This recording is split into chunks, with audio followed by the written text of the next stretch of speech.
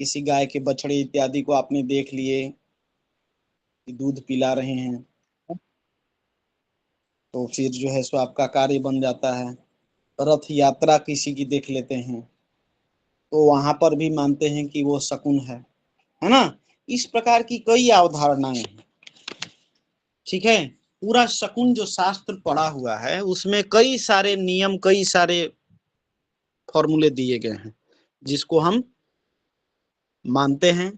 किसी से हम लोगों का कार्य जो है संपन्न हो जाता है, कोई कार्य जो है हमारा किसी क्रिया के हो जाने से बिगड़ जाता है ना। कहते हैं ना लोग क्या सुबह सुबह जो है किसका मुख का दर्शन हो गया कि हमारा दिन भर का कार्य जो है बिगड़ते चला जा रहा है कि नहीं। आज भी जो है सो कॉर्पोरेट इंडस्ट्रीज में ये चीजें जो है सो चलती हैं, है कि नहीं। आधुनिक जीवन में जो भी आप लोग सभी देख रहे हैं परिवेश में, समाज में, है कि नहीं, ये सारी अवधारणाएं है कि नहीं देवेंद्र जी। जी गुरुदेव है। तो इसका जो है हमारे ज्योतिष में, वास्तु शास्त्र में भी महत्व है। यह जो है शकुन हमारे प्रारब्ध के अनुसार हमारे ऊपर अपना जो है शुभ अशुभ प्रभाव प्रत्येक जीव चराचर पर डालते हैं, ठीक ना। कोई जो है सो शकुन हमारे लिए शुभ होता है, कोई जो है सो अशुभ होता है, ठीक है। किसी के देखने से या किसी क्रिया के हो जाने से हमारा कार्य संपन्न हो जाता है, किसी से बिगड़ जाता है। तो वास्तु के संबंध में हम लोग वास्तु की दृष्टि से जो है शकुन अपशकुन की भूमिका जो है, महत्व जो है, यह मूल रूप से 4 प्रकार से जानते हैं। मूल रूप 4 है, ठीक ना। एक तो हमारा भूमि चयन से संबंधित जो शकुन है ना। कोई भूमि आप चयन कर रहे हैं, ठीक है, वह भूमि आपके लिए क्या बोलते हैं, उस भूमि से संपर्क करिए, ठीक है। वो कुछ ना कुछ आपको इंडिकेट करेगी, वो इंडिकेट किसी ना किसी रूप में करेगी आपसे। भूमि संपर्क करेगी, कांटेक्ट बनाएगी आपसे, बोलेगी कि हाँ भाई हमारे लिए मतलब ठीक ठाक है कि नहीं। दूसरा जो है, जब भूमि हम चयन कर लिए तो भूमि चयन करने के बाद उसमें निर्माण इत्यादि होगा ना, बोलिए। तो निर्माण के लिए हम लोग तैयार होंगे, उससे संबंधित जो है शकुन है, ठीक है। जो आपके वेद हैं, नहीं बोलते हैं दृष्टि वेद, हमारा कूप वेद, और भी कई प्रकार के वेद हैं ना। उसके पश्चात जो है नींव खुदाई से संबंधित शकुन, बोलिए। नींव खुदाई करते समय यदि बाल निकल आए तब कैसा शकुन मानिएगा, बुरा या अच्छा मानिएगा, बुरा बताए है गुरु, ना। बुरा जिसका गुरु। जिसका फल जो है हमारे लिए शुभ होगा उसी को न मानेंगे। तो वो भी तो एक प्रकार का शकुन ही है। भूमि हम पूजन करने के लिए, नींव खोदने के लिए गए और उसमें से, या भूमि परीक्षण के लिए गए, ठीक है, उसमें से पत्थर निकल आए तो हमारे लिए शुभ होगा ना। कहीं नाखून आ जाए, बाल आ जाए, दांत आ जाए, कोई आपका जो है सो शल्य आ जाए, तो उसको अच्छा मानिएगा कि बुरा मानिएगा। तो इससे संबंधित शकुन प्राप्त हो सकता है ना। अब इसके पश्चात जब निर्माण से संबंधित हो गया, नींव से संबंधित हो गया, आपका जो है भूमि चयन हो गया, उसके पश्चात वहां पे जो जीव जो है भ्रमण करेंगे, जीव जंतु जो भी भ्रमण करेंगे, अब उससे संबंधित शकुन अपशकुन, ठीक है। अब आपका भवन निर्माण हो गया, गृह प्रवेश इत्यादि आपको करना है, बार बार कोई जीव जंतु आपको दिखाई दे, अब वो जो है सो आपके ऊपर जो है सो शुभ अशुभ जो है सो रिजल्ट आपको समझना है ना। इसको तो जब तक समझिएगा नहीं, जानिएगा नहीं, तब तक कैसे पता करिएगा कि कौन सा हमारे लिए शुभ है, कौन सा अशुभ है, बोलिए, ठीक है।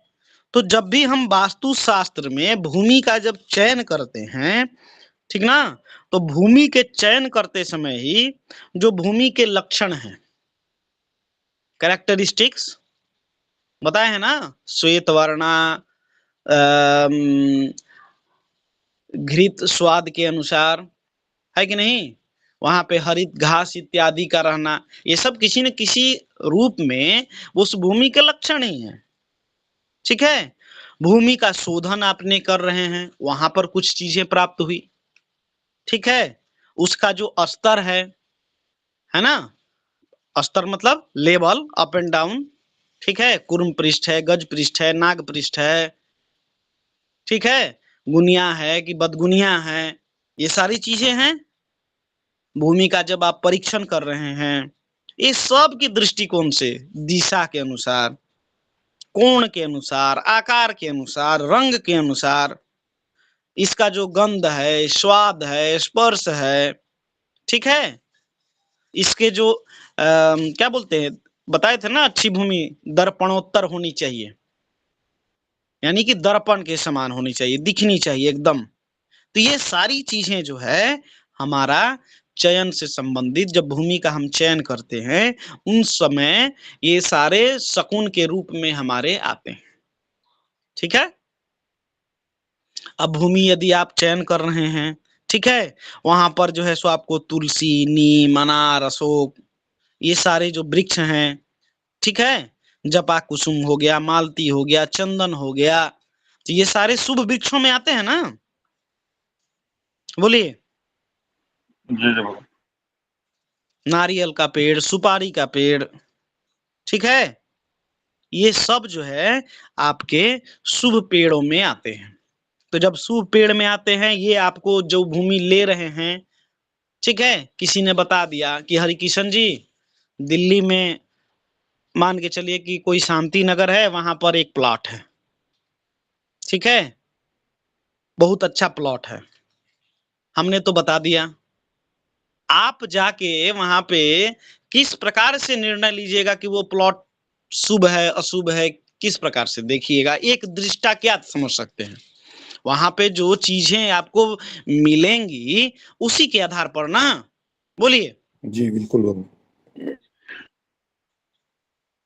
बोलिए श्वेता जी, श्वेता जी। गलती से हो गई थी जी, तो वहां पर जो चीजें आपको दिखाई दे रही हैं, दृश्य हो रही हैं, जो भी वहां के जो क्या बोलते हैं लक्षण, वहां के प्रॉपर्टी, तो वो चीजें देख के भूमि का, जब आप पहली बार जा रहे हैं निरीक्षण के लिए या देखने के लिए, निरीक्षण के नहीं, साइट विजिट कहते हैं, कि चलिए आप कम से कम जाके एक साइट को देख लीजिए, उसके बाद चुनाव करिएगा खराब है कि बढ़िया है। ठीक है, तो वो जो परिस्थिति है, जिस परिस्थिति में वहां की भूमि है, उस अनुसार वहां पर हमको देख के चीजों को निर्णय लेना है, और वो चीजें जो आपको वहां पर दिखाई पड़ेंगी वही आपके किसी न किसी रूप में शकुन अपशकुन के रूप में दिखेंगी। बोलिए, अब विषैले जीव जंतु वहां पर आपको बार बार दिखाई देंगे, ठीक है, तो आप लीजिएगा, बोलिए, चींटियों की बाम्बी दिखेंगी तो लीजिएगा, नहीं गुरु। चूहे इत्यादि मिलेंगी आपको वहां पे तो लीजिएगा, बोलिए। नहीं होगा, तो नहीं कहीं ना कहीं ये सारी चीजें जो है सो शकुन के रूप में मिल रही है ना, आपको इंडिकेट कर रही है कि वो भूमि एक तरीके से वहां पर इन ऑब्जेक्ट्स का होना अपने आप में आपको रिजल्ट बता रहा है उस भूमि का, हम सिर्फ उसको देख या समझ नहीं पा रहे हैं, है कि नहीं। हमने यदि समझ लिया तो निर्णय लेंगे हम अपने शुभता अशुभता के लिए, बोलिए, है कि नहीं। जी गुरुदेव। तो ये चीजें जो है हमको दिखना है।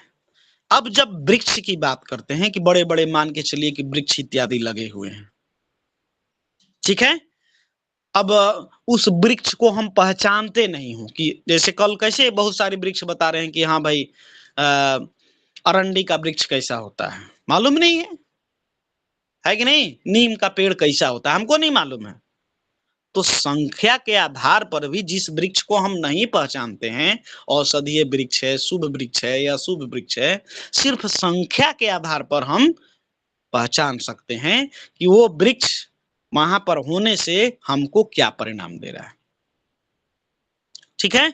अगर वृक्षों की संख्या सम मिलती है, सम मतलब 2, 4, 6, 8, 10, 12, 14, 16, 18, 20, 22, 24, ठीक है।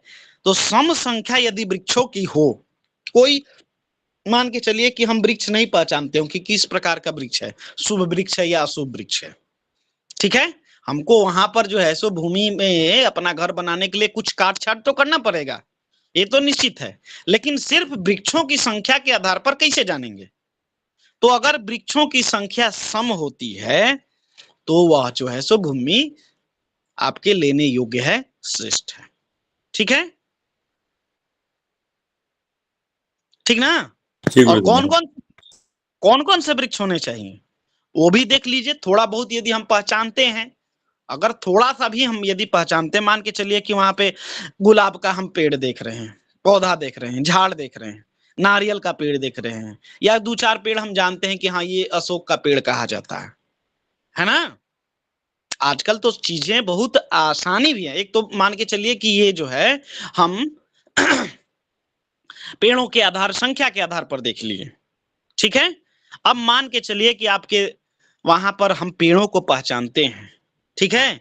तो यदि वहां पर आपको वृक्ष नोट कर लीजिए, तुलसी के वृक्ष सम संख्या में, नीम, तुलसी, लिखते जाइएगा, तुलसी, नीम, अनार, तुलसी, नीम, अनार, अशोक, चमेली, बकुल, चंदन, तुलसी, नीम, अनार, अशोक, चमेली, बकुल, चंदन, साल, साल, चंपा, गुलाब, चंपा, गुलाब, नारियल, सुपारी, नारियल, सुपारी, केतकी, नारियल, सुपारी, केतकी, जवा कुसुम, मालती, जवा कुसुम, मालती,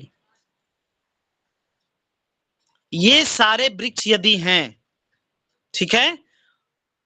और अगर ये सारे वृक्ष हों तो भी भूमि शुभ है, और ये सारे वृक्ष यदि सम संख्या में हैं तो भी शुभ है, ठीक है। अब अगर वहां पे विषम संख्या में वृक्ष हो, और विषम संख्या में यदि कांटेदार वृक्ष हों, दूध वाले वृक्ष हों, ठीक है, यदि विषम संख्या में पाए जाते हैं, यानी कि 1, 3, 5, 7, 9, 11, 13, 15, 17, 19, 21, 23, 25, इस प्रकार की संख्या में यदि ये दूध वाले वृक्ष, कांटेदार वृक्ष हो, तो वह जो है अशुभ होने का संकेत मिलता है, ठीक है। बात समझ में आई? बात समझ में आई? जी गुरुदेव। ठीक है। तो ये हमारे भूमि जब हम चयन करते हैं, फर्स्ट साइट हमने जब देखा, तब जो है सो इसका विचार करते हैं। हाँ बोलिए ब्रिजेश जी। नमन गुरुदेव, ये जो आप विषम संख्या लगा रहे हैं, अगर ये कांटेदार वाले सम संख्या में मिल गए तब भी अशुभ होंगे? जी जी, कांटेदार दूध वाले वृक्ष तो ऐसे भी हमारे जो है सो अशुभ माने जाते हैं। जी जी, ठीक है। हमने सोचा कि आप सम नहीं बोले, विषम ही लिखा है, तो विषम ज्यादा अशुभ होगा, सम कुछ कम अशुभ होगा, ऐसी कोई बात होगी? अब अगर मान के चलिए कि दोनों हों, तब क्या करिएगा? जी तो फिर जो है शुभ जी जी वृक्ष हमारे सम संख्या में हो, अशुभ वृक्ष विषम संख्या में हो, ठीक ना। आप जी जो जी है सो इसको चयन करके देख लीजिए कितने पॉइंट्स आपको इंडिकेट कर रहे हैं वहां पे रहने के लिए। मान के चलिए कि 7 पेड़ आपके विषम हो, जी जी ठीक है, और 24 पेड़ आपके जो है सो सम मिल गए, अच्छे वाले। जी जी तो परसेंटेज उस हिसाब से देख लीजिए, जितने पेड़ों की संख्या उतना परसेंट भूमि ठीक ठाक है। परसेंटेज निकालने आता है ना? जी जी गुरु जी। ठीक है। जी इसके हिसाब से आप जो है भूमि को अपने अनुसार चेक कर सकते हैं, ठीक है। क्लियर है? जी गुरु जी। चलिए, ये सारी चीजें पहले भी हमने बताई हैं, है कि नहीं हरि किशन जी? लेकिन ये सम और विषम जी। वाला शायद अभी बता रहे हैं। शुभ अशुभ वृक्षों के बारे में बताए हैं, लेकिन सम विषम वाला जब भूमि चयन का प्रकरण चल रहा था उसमें शायद बताए थे, है ना? राघवेंद्र जी हैं? जी जी बाबा बताए थे ये वाला भगवान? जी। कांटेदार वृक्ष अशुभ होते हैं, दूध हाँ, निकलने वाले वृक्ष अशुभ होते बताए। सम विषम वाले नहीं बताए थे, है ना? जी जी विषम वाले नहीं बताए थे, सम विषम नहीं बताए थे। हाँ, तो इसको जो है सो ध्यान रखिए। हमने बोला था ना कि सभी प्रकरण को हम लोग बारी बारी से जानेंगे। चलिए, वेद जो है, हमारे जो वेद होते हैं, वास्तु, वेद, विधि, इसके बारे में जब हमने चर्चा किया था तो वहां पर जो है हमको इन चीजों को देखना होगा। ठीक है, भवन के निर्माण के समय ये चीजें पता चलेगी। एक जो है, कोई भी व्यक्ति अपना भूखंड यदि लेता है भवन निर्माण के लिए या प्रतिष्ठान के लिए या किसी भी चीज के लिए, ठीक ना, तो एक मानसिक जो है वहां पर उस भूमि के जाने के पश्चात जो उसकी महत्वाकांक्षा होती है उस अनुसार वो भूमि को जो है अपना डिजाइनर के डिजाइन करने से पहले ही एक डिजाइन उसके दिमाग में पूरी तरीके से बैठ जाता है कि नहीं? कि हम ऑफिस में हैं, इस तरीके से बैठे हैं, ऐसा हमारा बिल्डिंग है, जा रहे हैं या नहीं जा रहे हैं तो किस प्रकार से होगा, है कि नहीं? होता है कि नहीं दिमाग में? एक कोई भूखंड यदि आप ले रहे हैं अपने भवन निर्माण के लिए तो एक मानसिक जो है सो नक्शा तैयार हो जाता है कि नहीं? चित्र तैयार हो जाता है कि नहीं कि कैसा होगा हमारा भवन? बोलिए। जी। कुछ ना कुछ उसके मन में कल्पना होती है, इमेजिन करता है कि ऐसा होना चाहिए। कल्पना होती है कि यहाँ पे हम द्वार रखेंगे, यहाँ पर स्विमिंग पूल होगा, यहाँ पर जो है सो बगीचा लगाएंगे, इधर बालकनी निकला होगा, और उसमें वो पूरी तरीके से भ्रमण करता है जितने देर तक उस भूखंड पे रहता है, भले 5 मिनट के लिए हो या 5 घंटे के लिए हो, लेकिन उसके मनोमस्तिष्क में ये चीजें जो है कौतूहल करते रहती हैं, है कि नहीं?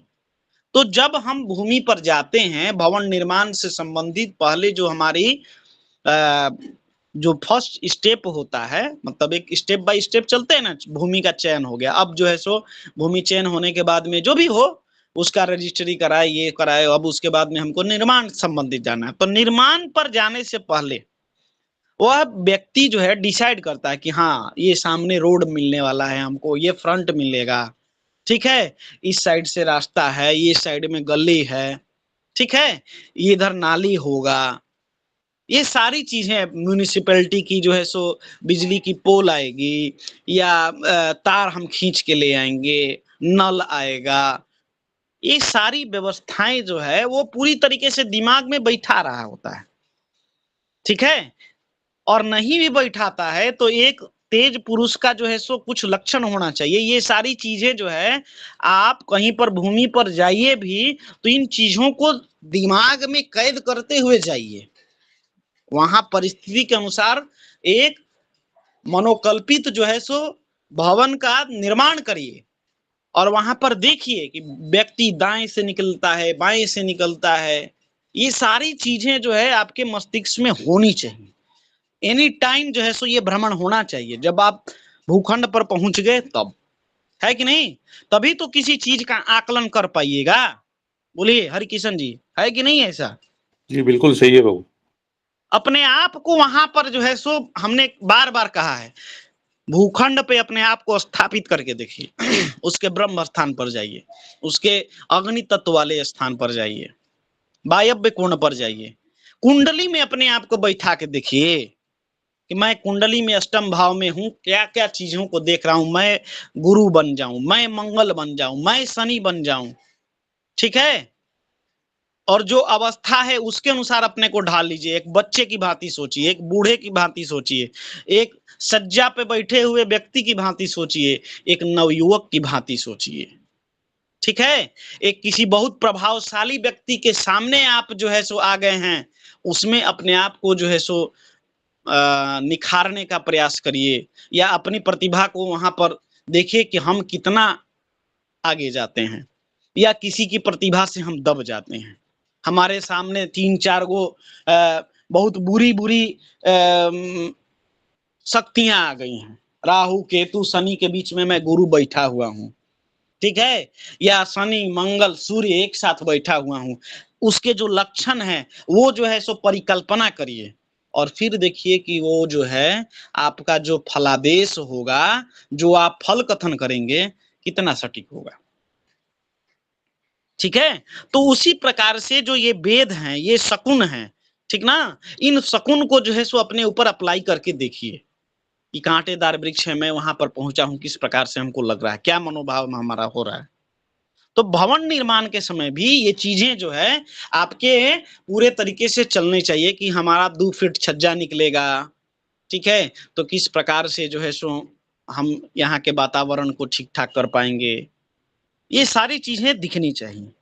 तो अगर वेद से संबंधित शकुन की बात करें तो अगर भवन, अपने भूखंड का चयन कर लिया, मुख्य द्वार होगा, ठीक है, उस मुख्य द्वार के सामने कोई ऐसी चीज जो है आपको यदि दिखती है जिससे मुख्य द्वार में कोई भी प्रवेश करता हुआ व्यक्ति या आपके भूखंड से बाहर निकलता हुआ कोई भी व्यक्ति, जो वायु चलती है उस वायु का प्रवाह जो है अगर अवरुद्ध हो रहा है, कोई लाइट जा रही है, ठीक है, प्रकाश जा, उस वस्तु के आने से वो प्रकाश जो है सो अवरुद्ध हो रही है, तो निश्चित रूप से उसको जो है सो हम लोग वेद के अंतर्गत मानेंगे। ठीक है, और भवन में मुख्य द्वार के पास या भवन के सम्मुख किसी भी प्रकार का वेद का होना अपशकुन माना गया है कि नहीं, अशुभ शकुन है, शुभ शकुन नहीं है। और जितना ही फ्री रहेगा आगे का पोर्शन आपका उतना ही जो है सो शुभ है। ठीक है, अगर भवन के मुख्य द्वार के सामने आके कोई रास्ता समाप्त हो जा रहा है या आपके भूखंड के पास भी आके रास्ता समाप्त हो जा रहा है, कोई फिर आगे पीछे जाने का कोई साधन नहीं है, तो यह भी जो है वेद कहा जाएगा। ठीक है, इसको मार्ग वेद कहते हैं, है कि नहीं।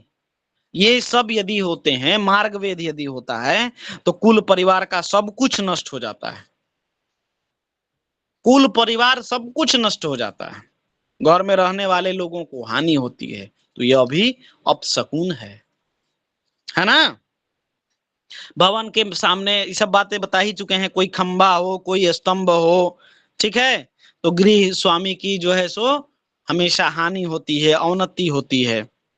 लोहे का खंबा हो, ठीक है, तो ये सारे अग्नि के कारण जो है सो भय होगा, शत्रु से पीड़ा होगा, है कि नहीं, बीमारियां होंगी, उसके मस्तिष्क में किसी न किसी प्रकार का जो है सो कील की तरह जो है सो वह चुभेगा, है ना, सर में पीड़ा होगी, दर्द होगा, ये सारी चीजें आपको बता चुके हैं जी। कोई भी इनके पेड़ यदि इनके उपाय भी होंगे क्या भगवान, इनके उपाय भी बताएंगे बाद में।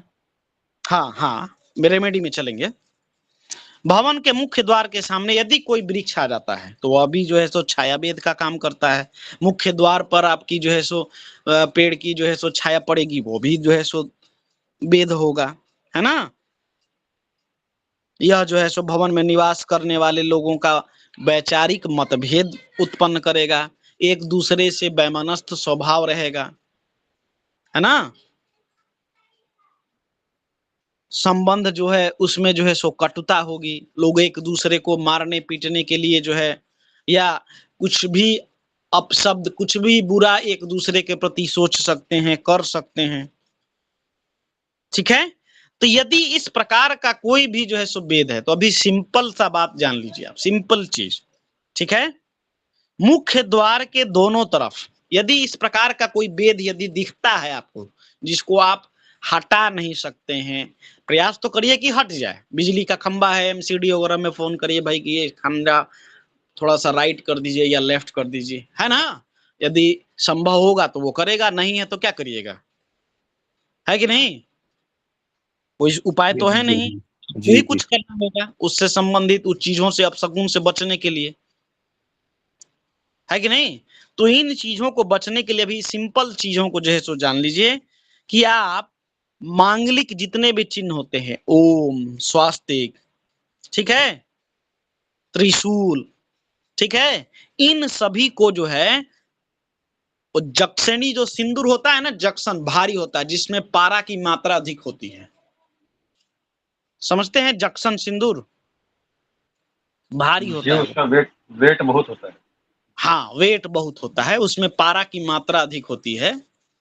गाय के देसी घी में, ठीक है, उसको जो है घोर लीजिए, ठीक है, और उसको जो है अपने मुख्य द्वार के पास, ठीक है, लिख दीजिए, ओम लिख दीजिए। घर के ठीक ऊपर जो मुख्य द्वार है उसके ठीक ऊपर में लिख दीजिए ओम, और दाएं बाएं दोनों साइड में स्वास्तिक बना दीजिए, ठीक है, स्वास्तिक बना दीजिए। द्वार से संबंधित अगर किसी प्रकार का दोष होता है तो लोग जो है सो, कई लोगों का मत है कि गृह स्वामी के हाथों से 8 अंगुल, ठीक है ना। देखिए यहाँ पर हम आपको बताने जा रहे हैं, इसको थोड़ा सा जो है सो समझिएगा आप लोग।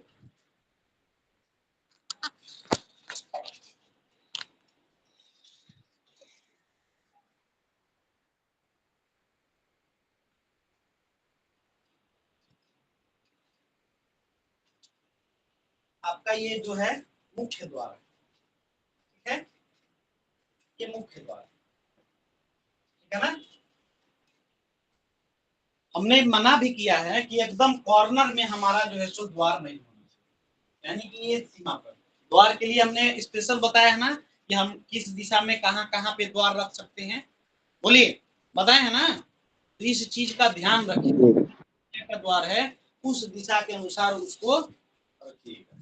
और ये आपका मुख्य द्वार है, ठीक है, इसके इधर भी जगह होगा, इधर भी जगह होगा।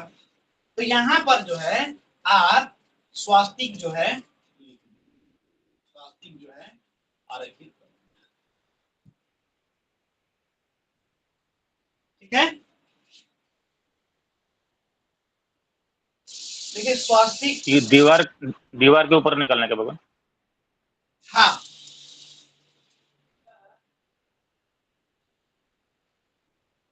देखिए हम बता रहे हैं स्वास्तिक, लेकिन थोड़ी सी गलती हो गई, इस गलती को आप नहीं करिएगा, पुनः बताएंगे, ठीक ना। और ये मुख्य द्वार है, यहाँ पर जो है ओम लिखने का प्रावधान है, ठीक है ना, ओम लिखने का प्रावधान। दोनों के साइड में जो है इस तरीके से जो है सो आपको कर देना चाहिए, दोनों साइड। ये गेट के बाहर से अंदर आते समय लिखना है या अंदर से बाहर जाए जब लिखना है, दोनों तरफ? नहीं, बाहर हम निकल रहे हैं ना, तो इस साइड में जो है सो लिखा रहे, इधर भी स्वास्तिक, इधर भी स्वास्तिक, ठीक है। मतलब बाहर की साइड में लिखाना है ना, पब्लिक को दिखे, आने जाने वालों को दिखना चाहिए। आउटर साइड, ठीक है, ये जो है सो लिखा हुआ है, ठीक है ना। ये चीजें जो है ध्यान में होनी चाहिए, ठीक है। इसको हम लिख देते हैं, तो यह जो है आपके दोष का जो है सो मैक्सिमम जो है समन कर लेता है, ठीक है, मैक्सिमम समन कर लेता है। स्वास्तिक जो है लिखने का जो है अपना ये, देखिए इस प्रकार से जो है सो लिखना चाहिए।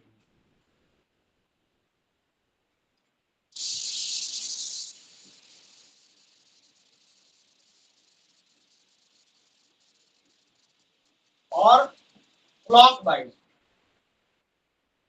ठीक ना। थोड़ा साइड में बड़ा करके दिखाते हुए नहीं लिख रहे हैं जो आप।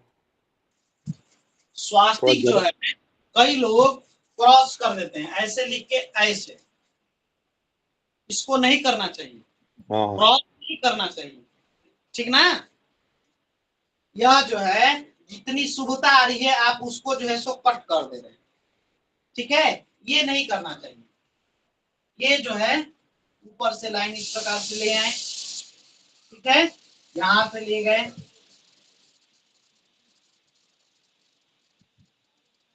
ये ले आना चाहिए, फिर जो है इस प्रकार से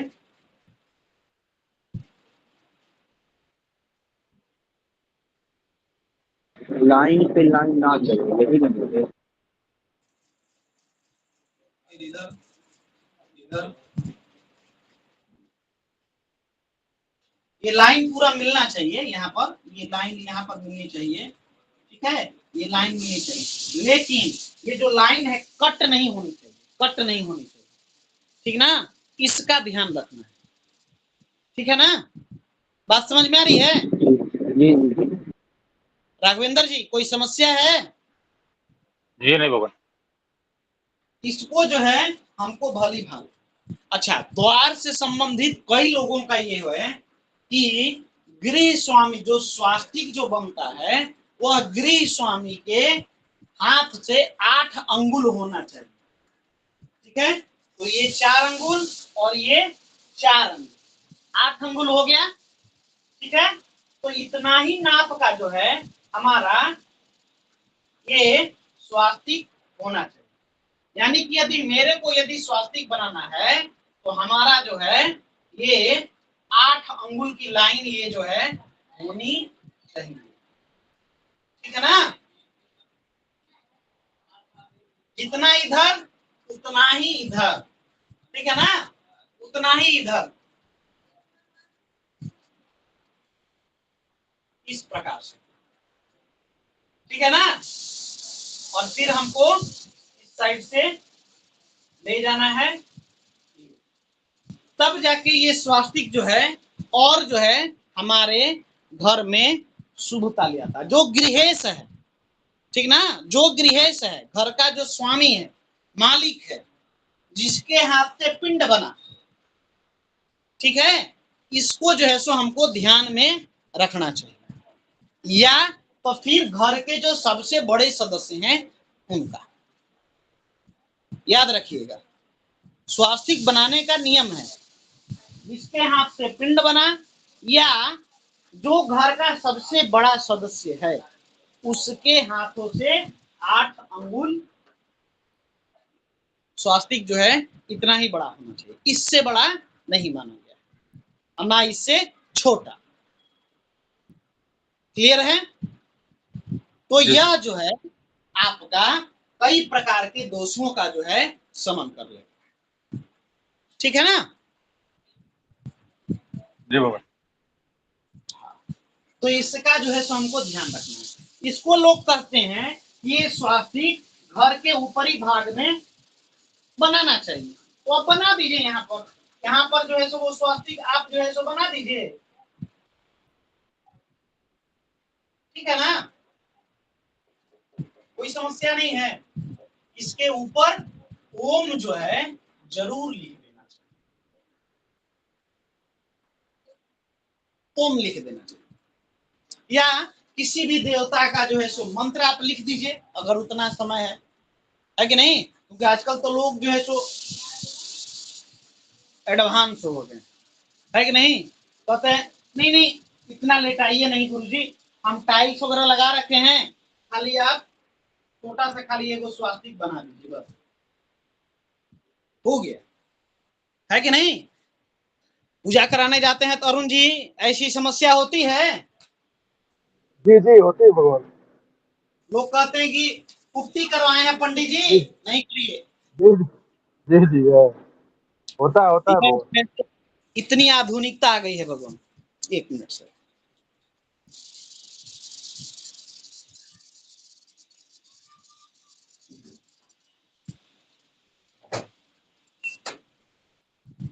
इतनी आधुनिकता आ गई है कि लोग इस प्रकार के भी जो है सो इस पर कहते हैं कि स्वास्तिक नहीं लिखिए, ओम नहीं लिखिए, ये नहीं लिखिए, ठीक है। बहरहाल ये समझ में आ गया द्वार से संबंधित किस प्रकार से करना है, जी जी ठीक है। आप गुरुदेव इसके दोनों तरफ जो जहां पर दोनों मुख्य दरवाजे के दोनों तरफ में शुभ और लाभ लिखते हैं, क्या वो सही है कि नहीं है गुरुदेव? ठीक है, कोई बात नहीं, कोई दिक्कत नहीं, आप शुभ लाभ लिखिए, रिद्धि सिद्धि लिखिए, कोई दिक्कत नहीं है, शुभ लाभ लिखिए, रिद्धि सिद्धि लिखिए, गणेश जी का फोटो भी यहाँ पे चिपका देते हैं लोग, यहाँ पर, है ना? जी जी भगवान। तो ध्यान रखिएगा कि गणेश जी का फोटो यदि चिपकाना है, ठीक है, तो क्या होगा कि घर से निकलते समय आपको दिखे, प्रवेश करते समय नहीं, और यदि प्रवेश करते समय दिखेगा तो फिर जो है आप निकलते समय भी एक फोटो ठीक वहीं पर लगा दीजिए कि गणेश जी के आगे सुख, समृद्धि, शांति, वैभव यह सब कुछ रहता है और पीछे जो है दरिद्रता का वास होता है। ठीक है ना? सम्मुख में सुख, समृद्धि, रिद्धि, सिद्धि, शुभ लाभ सब कुछ, ठीक है ना? और पीछे दरिद्रता का वास होता है। तो घर में प्रवेश करते समय लगा दीजिएगा तो घर के आगे सुख, समृद्धि सब कुछ, घर के अंदर में दरिद्रता। तो कहाँ लगाना उचित है? घर से निकलते समय। निकलते समय हमारे गणेश जी का दर्शन हो। बोलिए। जी जी जी। और यदि लगाना है फिर तो दोनों तरफ लगाइए। क्या? घर के अंदर भी और बाहर भी, आउटसाइड इनसाइड। ठीक है? बात समझ में आई? चलिए, और भी शकुन को हम लोग जानेंगे तीव्रता के साथ में। ठीक है ना? त्रिशूल भी लगा सकते हैं, इसी प्रकार से आप त्रिशूल बना के लगा दीजिए, कोई दिक्कत है नहीं। ठीक ना? भगवान गणपति का चित्र जो है सो मूर्ति जो है आप सब स्थापित करें। इससे जो है, इससे संबंधित जो वेद से संबंधित जो दोष होता है वह जो है आपका समाप्त हो जाता है। अब नींव खोदते हैं हम लोग। जी हरिकिशन जी। ये जो आपने बताया ना, जो स्वास्तिक बनाए या बनाए, तो जो आपने जंक्शन सिंदूर बनाए उसी से बनाए या आजकल जी पेंट से भी लिखवा देते हैं लोग, कलर से लिखवा देते हैं? नहीं, ये शुभ नहीं भगवान। पेंट इत्यादि जो है सो प्रीफर नहीं करना चाहिए। समझ गए ना? टाइल्स जी जी इत्यादि जी जो है उसको भी नहीं प्रीफर करना चाहिए। यह जो है हमारा वो जंक्शन सिंदूर से लिखें और उसको समय समय पर जो है दीपावली हो, पूर्णिमा हो, शुभ दिन में उसको जो है मान के चलिए कि थोड़ा सा जो है सो उसका रंग जो है सो निकल गया है ना, होता है ना ऐसा। जी जी, होता है वो। बारिश के पानी इत्यादि किसी भी कारण बस जो है गंदा हो गया है या धुल गया है तो आप पुनः जो है सो उसको अच्छे दिन में लिखिए। ठीक है? वो समस्या नहीं है। लेकिन पेंट से लिखवा देना, टाइल्स लगवा देना, पेंटिंग करा देना उतने दूर, यह जो है सो ठीक नहीं है। आजकल तो गुरुदेव जैसे तो जानते हैं यंत्र इत्यादि जो है वह भी आपको पेंट से लिखे हुए मिलते हैं। लक्ष्मी जी का यंत्र, सुख समृद्धि यंत्र, व्यापार वृद्धि यंत्र, ये सब भी पेंट से लिखे हुए मिलेंगे आपको। ठीक है ना? यह भी शुभ नहीं है। ठीक है? ठीक है प्रभु जी। बोलिए मूलचंद जी। जी जी गुरुदेव जैसे एक बार जो लिखा है उसी में दूसरी बार भी लिखेंगे ना गुरुदेव की, कि हर बार मतलब चेंज करना पड़ेगा? नहीं, चेंज कहाँ से करेंगे? घर का मुख्य द्वार के ऊपर लिखना है, बाएं या दाएं लिखना है तो कितना बार चेंज करिएगा? उस एक स्थान पर आप लिख सकते हैं, फिर उसकी साफ सफाई करके अच्छे से फिर उसको जो है सो लिख दीजिए, कोई दिक्कत नहीं है। ठीक है? ठीक है मूलचंद जी। हरि किशन जी। जी गुरुदेव, जी गुरुदेव। जी बस ठीक है, वो ठीक है, समझ गए। बोलिए सरोज पाठक जी। नमो नमः भगवान। सरोज पाठक जी कुछ कहना चाहते हैं? माइक ओपन किए थे आप। सरोज पाठक जी। श्री गणेशाय नमः भी लिखा जा सकता है ऊपर में ओम के स्थान जी पर।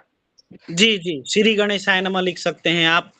ओम गंग गणपतये नमः, कोई बीज मंत्र देवता का उसको भी लिख सकते हैं, कोई समस्या नहीं है। सिंदूर में जो स्वस्ति लिखा जाएगा जी उसमें रोड़ी भी डाला जा सकता है? जी रोड़ी भी डाला जा सकता है? नहीं, रोली जो है सो ये नहीं है। जंक्शन जो सिंदूर है वह बहुत ज्यादा जो है सो असरदार है। ठीक है? वो हनुमान जी के चोला चढ़ाते हैं वो वाला। जी जी, हनुमान जी का जो चोला चढ़ाते हैं वो वाला। अब कई जगह जो है सो हनुमान जी का चोला इत्यादि अर्पित करते हैं तो चमेली के तेल इत्यादि में भी जो है सो लगा देते हैं, है कि नहीं? जी जी जी लेकिन यहाँ पर हमने कहा कि शुद्ध जो गाय का घी हो, देसी जो गाय है उनका घी हो, उसमें जो है सो मिला के आप जो है उसको लिख सकते हैं। ठीक है, ठीक है प्रभु जी, आगे बढ़ते हैं हम लोग। अब नींव से संबंधित, नींव की खुदाई करते संबंधित जो हमारे शकुन अपशकुन है उस पर हम लोग बात करेंगे। तो हमने पहले भी बता दिया है, बाल निकलना ये सब जो है सो अपशकुन है। ठीक है, इससे घर में रहने वाले तनाव, द्वेष इत्यादि उत्पन्न होता है।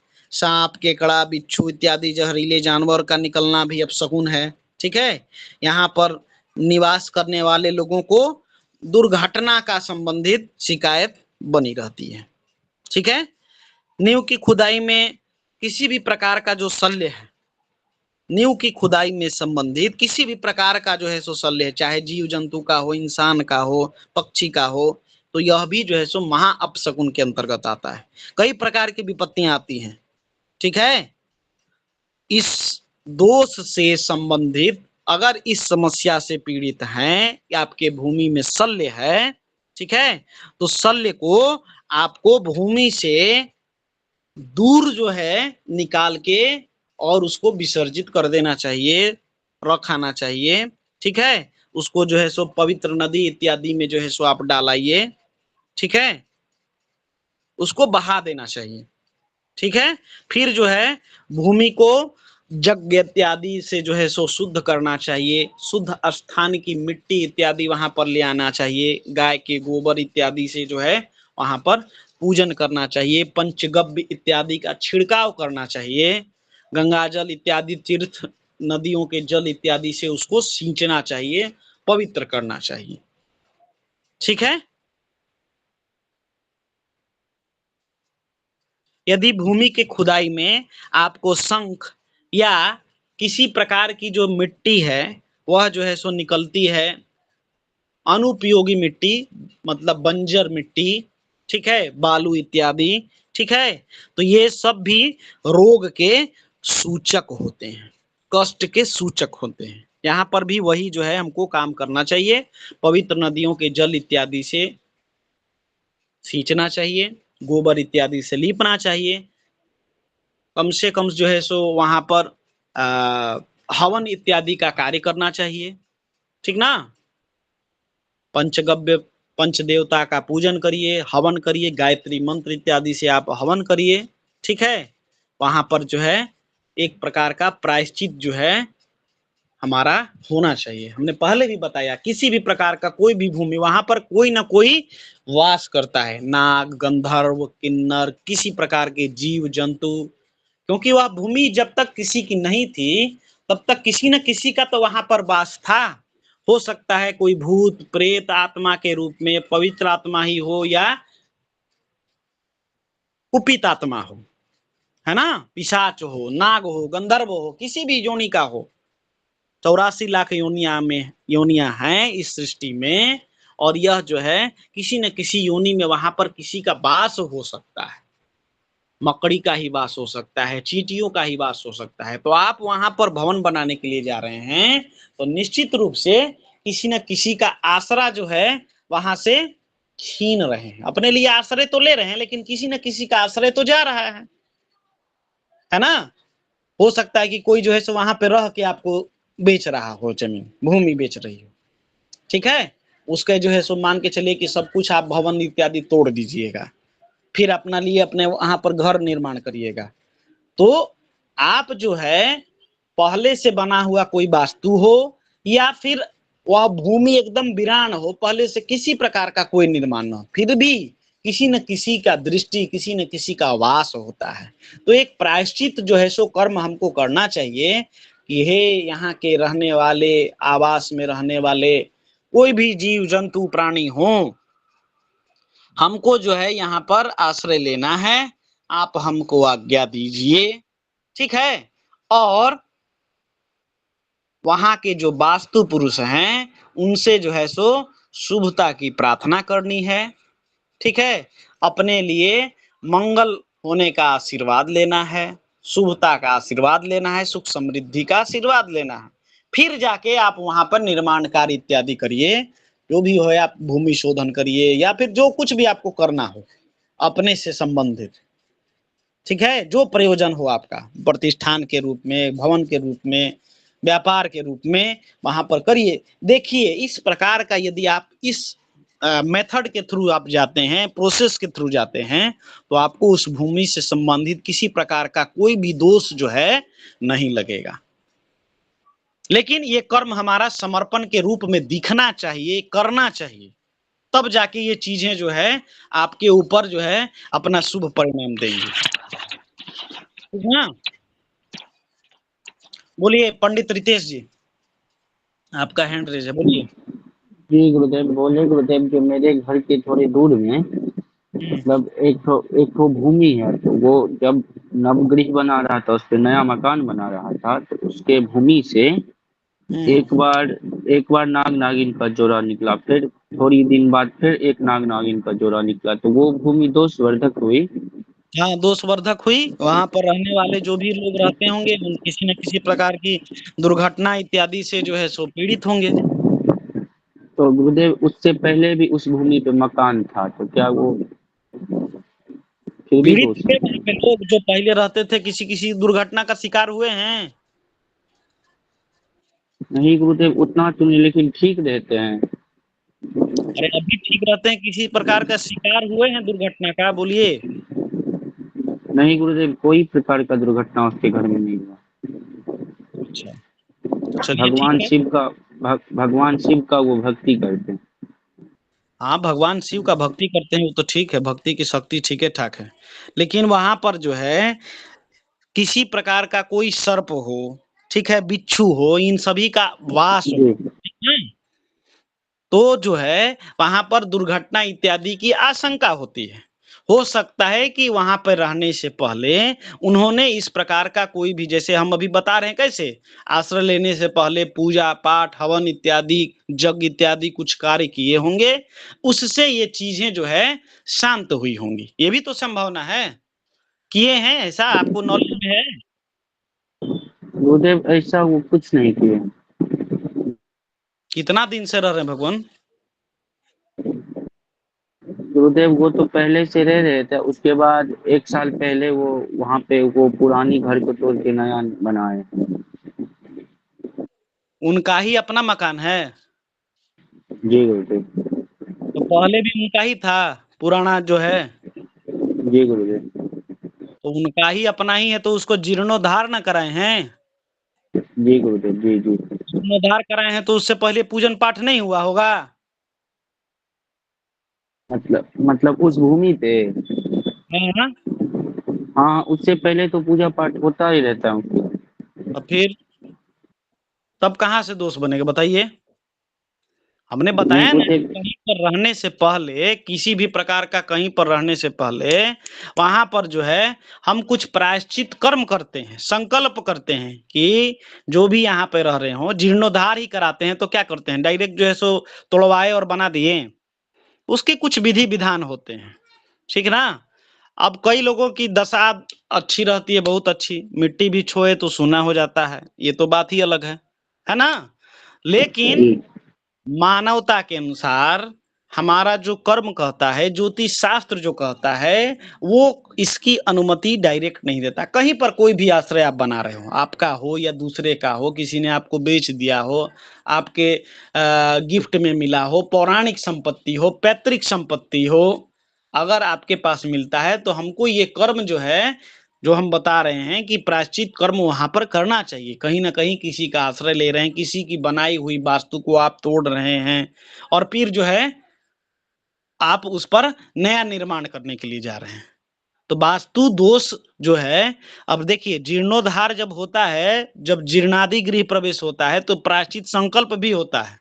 अब लोग इसको भले जो है सो अभी न करते हों, है कि नहीं, लेकिन वहां पर जो है कलश यात्रा इत्यादि के समय जब आपका पूजन पाठ होता है, वहां पे ये चीजें कराई जाती हैं। अब भले ही क्या बोलते हैं, संकल्प इत्यादि नहीं बोल देते हैं भगवान, देश कालादो संकृत अस्मिन से पूजा अंतर्गत फलना फलना, ये सब कार्य अब जी जी। जी गुरुदेव।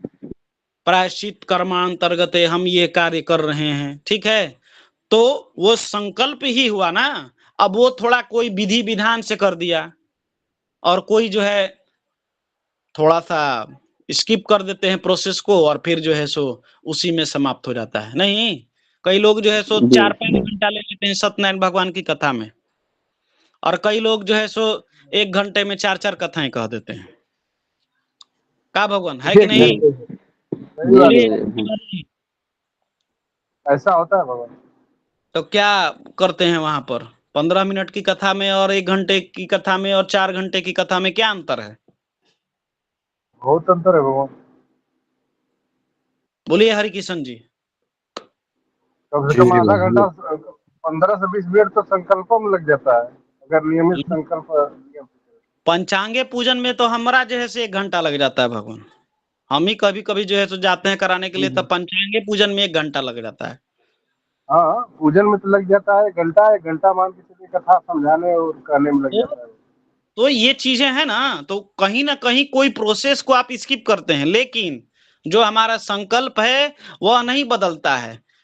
कोई लोग जो है सो बोल देते हैं कि हाँ, सर्वा अरिष्ट शांत्यर्थम विपुल धन धान्यादि समृद्ध्यर्थम नैरुज्यायु दीर्घायु संपन्नो हम कायिक वाचिक मानसिक सांसारिक चतुर्वेद पुरुषार्थ सिद्ध्यर्थम वो मम तो जोड़ते चले जाते हैं।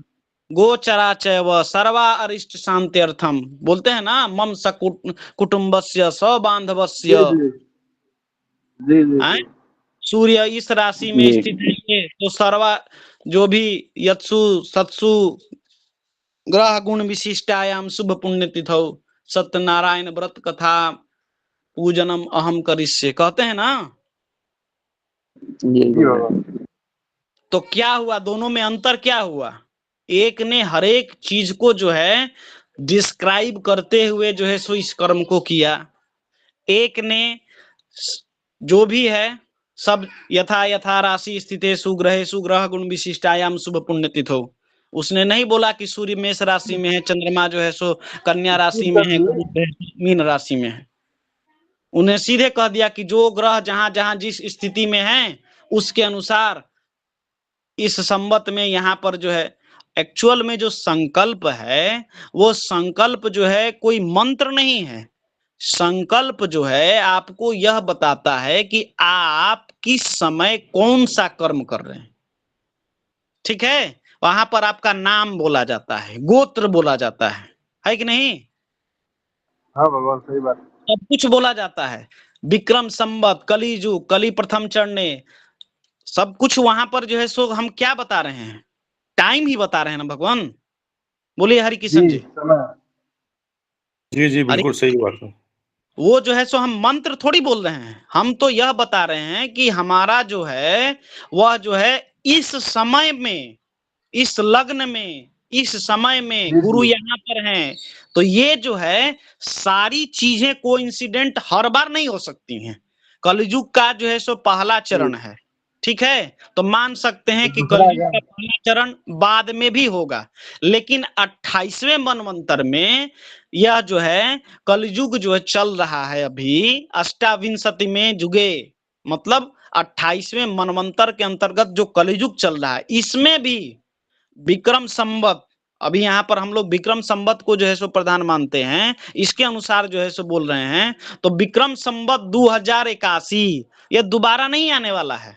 इसके अंतर्गत जो है वर्षा ऋतु जो है सो दोबारा नहीं आने वाली है, ठीक ना। जो सूर्य हैं आपके, जो अभी मान के चलिए कि मीन राशि में चल रहे हैं, तो ये मीन राशि में जो है सो सूर्य दोबारा नहीं आएंगे इस संवत के अंतर्गत। बोलिए। सही बात। इसमें भी जो बोधकृत नाम संवत्सर है यह आपको अभी नहीं मिलने वाला है कि नहीं? तो ये जो है उसमें भी जो आपका गोत्र है, इस जन्म में जो आप मनुष्य योनि में जन्म लेके आए हैं, उसमें आपका गोत्र, आपका जो वर्ण है, वह वर्ण आपको जो है सो दोबारा नहीं मिलने वाला है इसी संवत के अंतर्गत, इसी मास में, इसी तिथि में, इसी वार में। तो ये सारी चीजें यूनिक हैं, ये जान लीजिए, हमेशा ये दोबारा रिपीट नहीं होने वाली हैं। तो फिर वो जो है सो जो संकल्प लेते हैं वो आपके जो 84 लाख योनि में एक मानव योनि मिला है, वह जो है सो आपका जो है सो इंकित। सोचिए कितना ज्यादा डाटा स्टोर करने का जो है सो हम लोगों का जो सुपर कंप्यूटर होगा वो स्टोर कर रहा है, कितना ज्यादा डाटा। आपकी योनि, आपका गोत्र, आपका जो है सो खानदान, कुल खानदान, किस संवत में कौन सा कार्य कर रहे हैं, कौन से युग में किए हैं, ये सब डाटा कहाँ पर स्टोर हो रहा होगा। इसके पीछे यदि ध्यान लगाइए तो सोचिए कितना यूनिक सिस्टम बना हुआ है। ये सिस्टम कहीं पर और किसी स्थान पर है डाटा स्टोर करने का ये सिस्टम? किसी नहीं भी भगवान, धर्म, नहीं गुरुदेव, सुपर किसी धर्म में कंप्यूटर नहीं से है भी भगवान। ज्यादा है इसका डाटा स्टोरेज।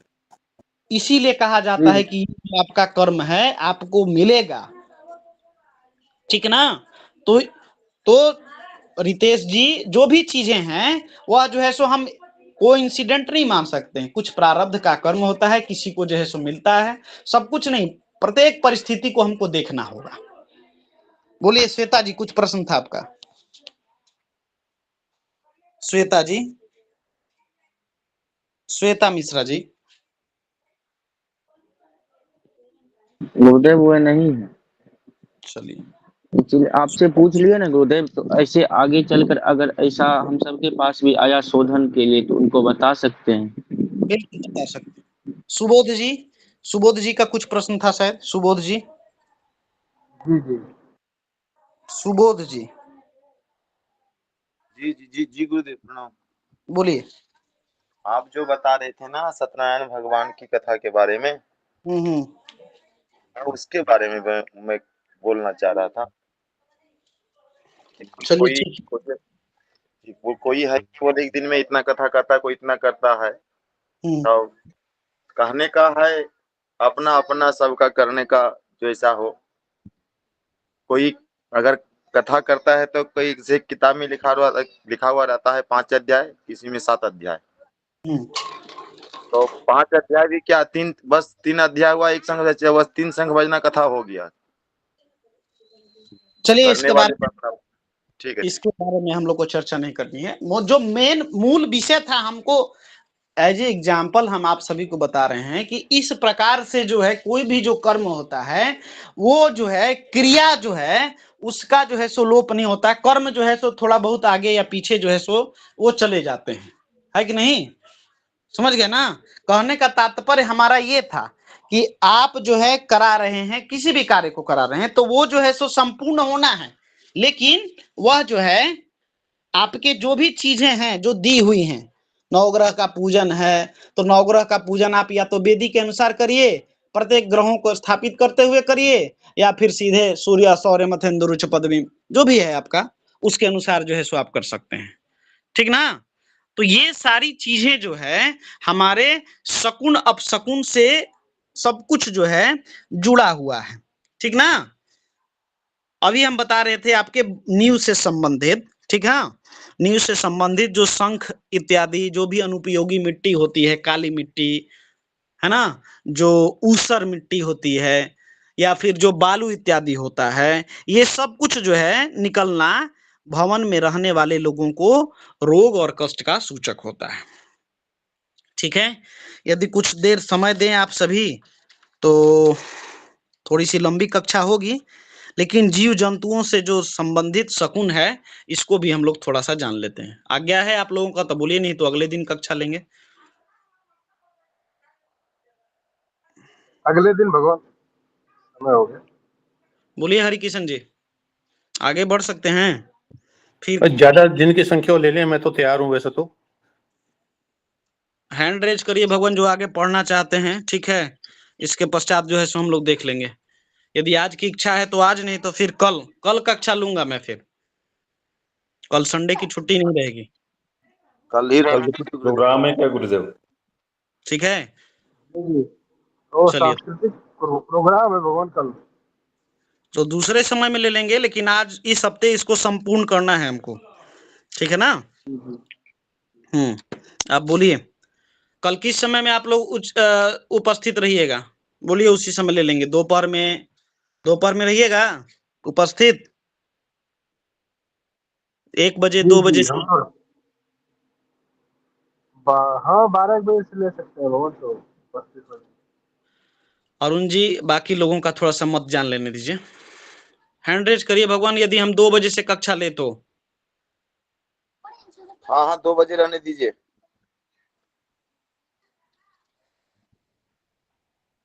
क्या बात है साक्षी जी, पाठक जी, गोपेश जी, रितेश जी। हाँ ठीक है भगवान, ठीक है। रीसेंड कर दीजिए भगवान।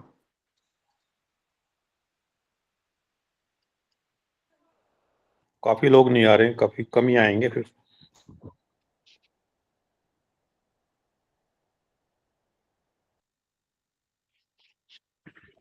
नहीं तो गुरुदेव एक बार पूछ लीजिए, वो तो आधा घंटा आज अब ये बढ़ा दीजिए।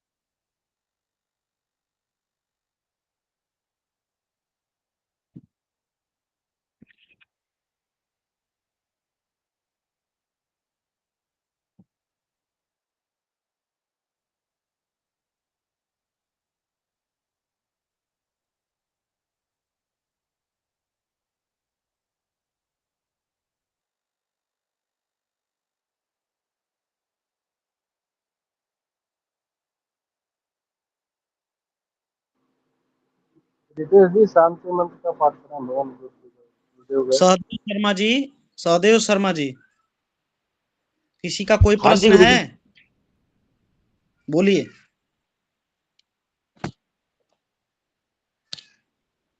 बोलिए सहदेव जी। नहीं किसी का गुरुजी कोई कोई प्रश्न नहीं प्रश्न है। है तो चलिए ठीक है। तो ग्रुप में ये भेज देंगे क्या, शकुन वाला? बाकी सारी चीजें तो बता ही दिए हैं, ग्रुप में भेज दें कि कल कक्षा में आप लोग हाँ जी रहिएगा हाँ जी, उपस्थित? भेज दीजिए, भेज दीजिए। भेज तो दें भगवान, इन्हें पढ़ाने से ही काम चलेगा। चलिए ठीक है, ठीक है भगवान। तो आज की कक्षा हम यहीं पर समाप्त करते हैं। कल 2 बजे से कक्षा जो है सो होगी, ये फाइनल हुआ। ठीक है, आप सभी जुड़िए और कल जो है सो हम लोग इस पर चर्चा करेंगे। तब फिर कुछ और नए विषयों को हम लोग इस पर जान लेंगे। ओम पूर्णमिदं पूर्णात् पूर्णमुदच्यते पूर्णस्य पूर्णमादाय पूर्णमेवावशिष्यते। ओम शांति शांति शांति। सर्वेभ्यो नमो नमः। सभी को यथायोग्य अभिवादन, सभी को शुभ रात्रि। धन्यवाद आप सभी का। नमो